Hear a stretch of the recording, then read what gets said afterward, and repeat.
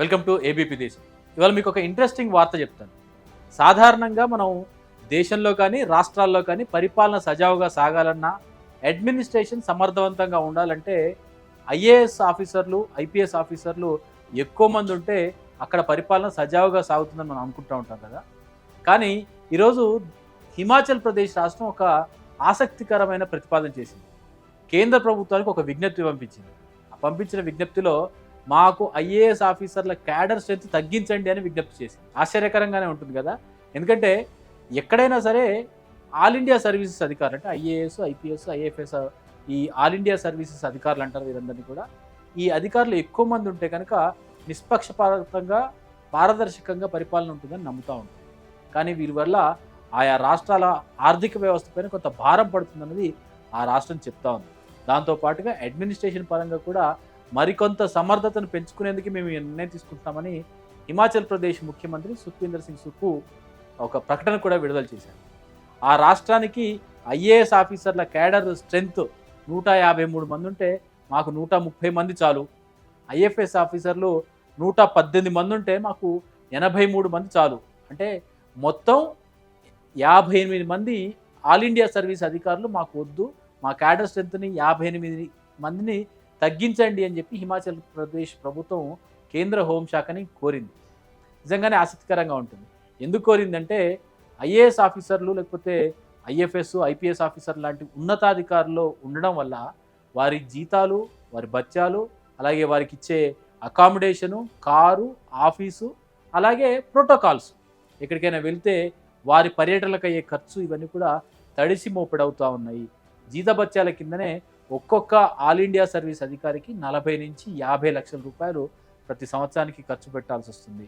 అంటే ఈ లెక్కన 58 మంది అధికారుల క్యాడర్ స్ట్రెంత్ తగ్గించుకోవడం ద్వారా మా రాష్ట్రానికి 200 కోట్ల రూపాయలు యాన్యువల్లీ మేము సేవ్ చేసుకోబోతున్నామని హిమాచల్ ప్రదేశ్ చెప్పింది. నిజంగానే ఆసక్తికరంగా అనిపిస్తుంది.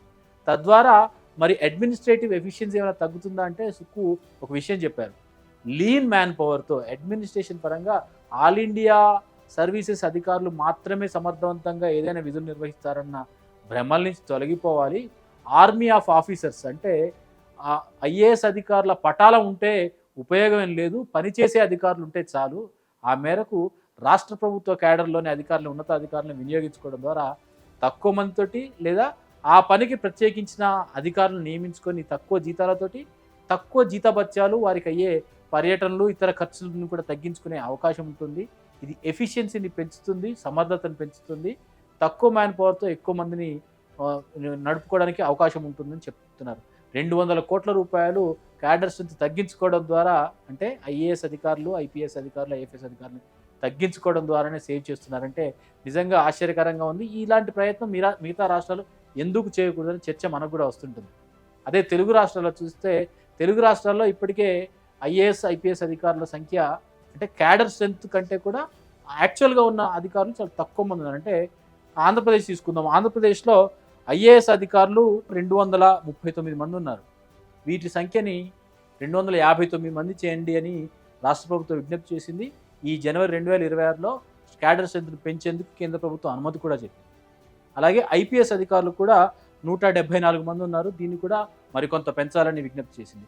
తెలంగాణలో కూడా 208 మంది ఐఏఎస్ ఆఫీసర్లు, అలాగే ఐపీఎస్ ఆఫీసర్లు 139 మంది ఐపీఎస్ ఆఫీసర్లు ఉన్నారు. 208 మంది ఉన్న ఐఏఎస్ ఆఫీసర్ని మరో 10 మందిని పెంచి 218 క్యాడర్ స్ట్రెంత్ పెంచడానికి కేంద్ర ప్రభుత్వం కూడా ఆమోదం తెలిపింది.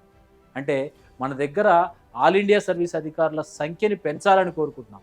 ఎందుకు పెంచుతున్నారా అని మన రాష్ట్రాల్లో అడిగితే, అక్కడ హిమాచల్ లాంటి రాష్ట్రాల్లో కానీ మన తెలుగు రాష్ట్రాల్లో రాష్ట్రాల అవసరాలు, రాష్ట్రాల పరిపాలన తీరు వేరువేరుగా ఉంటుంది, రాష్ట్రాల యొక్క ప్రాధాన్యతలు వేరుగా ఉంటాయని రాష్ట్ర ప్రభుత్వాలు ప్రధానంగా చెప్తా ఉన్నాయి.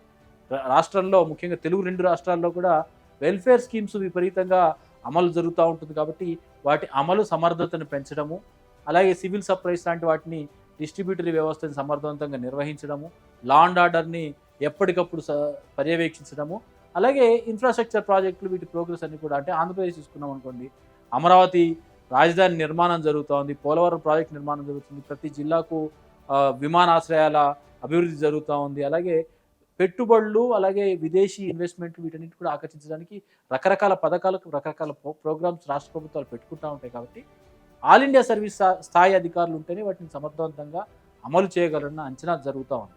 ఇది ఒక రకంగా చెప్పాలంటే హిమాచల్ రాష్ట్రం తీసుకున్న నిర్ణయానికి పూర్తి కాంట్రాస్ట్ తెలుగు రాష్ట్రాల్లో కొనసాగుతూ ఉంది. 208 మంది ఐఏఎస్ అధికారుల క్యాడర్ స్ట్రెంత్ ఉన్న తెలంగాణలో ఇప్పటికి ఉన్న అధికారులు అంటే యాక్చువల్ స్ట్రెంత్ 190కి మించలేదు. అంటే కావాల్సిన అంటే క్యాడర్ స్ట్రెంత్కి సరిపడా అధికారులే లేరు. కానీ క్యాడర్ స్థాయి మాత్రం పెంచాలని కోరుకున్నాం.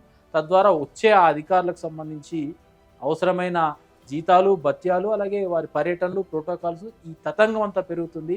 దానికి బదులు హిమాచల్ ప్రదేశ్ లాంటి ఒక లీన్ క్యాడర్ స్ట్రెంత్ తోటి ఎఫిషియెంట్ అడ్మినిస్ట్రేషన్ వైపు మన రాష్ట్రాలు ఎందుకు ఆలోచించకూడదని చర్చ జరుగుతుంది. చూడాలి హిమాచల్ ప్రదేశ్ని ఇతర చిన్న రాష్ట్రాలు ఆదర్శంగా తీసుకుంటాయా లేదా తెలుగు రాష్ట్రాల లాగానే క్యాడర్ స్ట్రెంత్ పెంచుకోవడం కోసం రాష్ట్రాలు ప్రయత్నిస్తున్నాయి. కానీ ఏదైనా హిమాచల్ ప్రదేశ్ ముఖ్యమంత్రి సుఖ్వీందర్ సింగ్ సక్కు ఒక ఆసక్తికరమైన ఆలోచింపజేసే నిర్ణయాన్ని అయితే కేంద్ర ప్రభుత్వానికి ప్రతిపాదించారని చెప్పారు.